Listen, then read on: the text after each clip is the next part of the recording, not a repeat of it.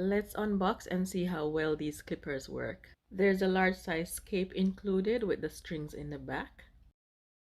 We have 2 storage bags, one for each clipper. We have our manual. Each clipper has their own power cord, but you'll need your USB base. We have a little scissors, it's very sharp.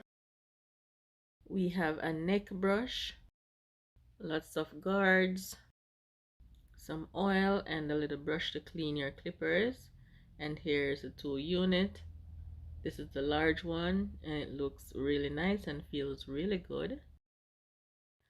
They both come fully charged, and this is the small one, and they both feel really good.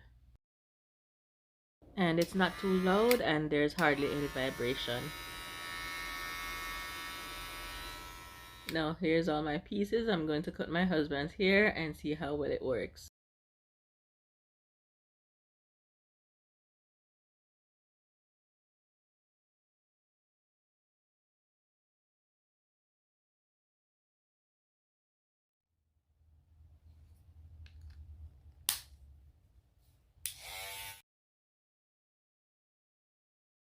And he was getting real bored, y'all. I took too long, but the machine does work and it's quite impressive.